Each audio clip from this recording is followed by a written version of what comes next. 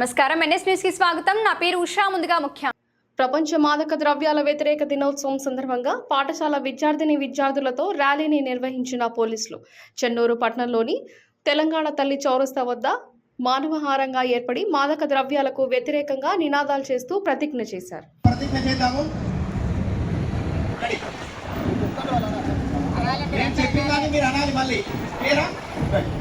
నేను మాదక ద్రవ్యాల అక్రమ రవాణా మరియు దుర్వినియోగంపై జరుగుతున్న పోరాటంలో క్రియాశీల భాగస్వామిని అవుతానని సంపూర్ణ అవగాహన కలిగి ఉండి నాతో పాటు ఏ ఒక్కరూ కూడా డ్రగ్స్ బారిన పడకుండా కృషి చేస్తానని డ్రగ్స్ యొక్క అమ్మకం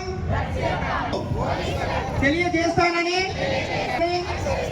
డ్రగ్స్ రహిత సమాజమే లక్ష్యంగా సాగుతున్న తెలంగాణ ప్రభుత్వం సంకల్పంలో భాగస్వామిని అవుతానని ప్రతిజ్ఞ చేస్తున్నాను. ఒకసారి అందరూ కూడా నేను డ్రగ్స్ నివారిద్దాం, ఆరోగ్యాన్ని కాపాడుకుందాం అంటాను. మీరు వస్తారని డ్రగ్స్ నివారిద్దాం, డ్రగ్స్ నివారిద్దాం, డ్రగ్స్ నివారిద్దాం.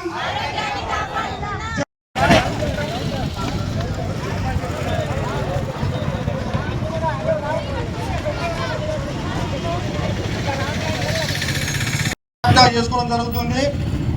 ఈ మాదక ద్రవ్యాలు అనేటివి గంజాయి, హెరాయిన్ ఇటువంటి మత్తు పదార్థాలు యువతకు వాళ్ళు ఆ యొక్క డ్రగ్స్ యూజ్ చేయడం వల్ల ఏమేమి పరిణామాలు ఉంటున్నాయి, వాళ్ళ యొక్క డబ్బు సంపాదన కొరకు సమాజంలో ఉన్న వాళ్ళు వ్యాపారాలు చేసుకుంటూ మీ ఆరోగ్యాలతోటి వాళ్ళు ఆడుకోవడం వల్ల వాళ్ళు ధనార్జనకు వాళ్ళు చేసుకుంటున్నారు.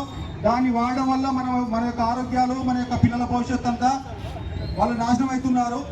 కాబట్టి ఇటువంటి గంజాయికి సంబంధించినటువంటి లేదా ఏదన్నా కూడా ఆ పోలీస్ తోటి మీరు మీ యొక్క ఏదైనా ఇన్ఫర్మేషన్ ఉంటే చెప్పవచ్చును.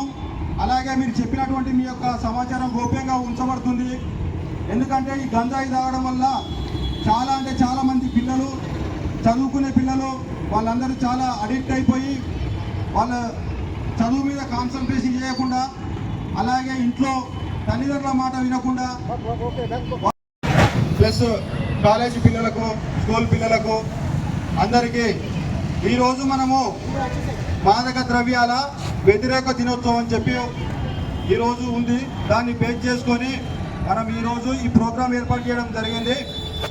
అంటే మాదక ద్రవ్యాలు వాడడం వల్ల ఎలాంటి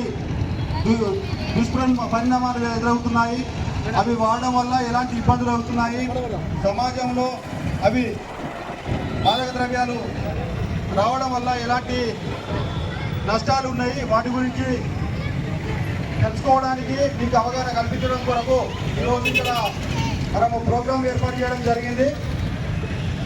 దీన్ని 1989లో చైనాలో నల్లమందు నిషేధించడం జరిగినప్పుడు జూన్ 26 రోజు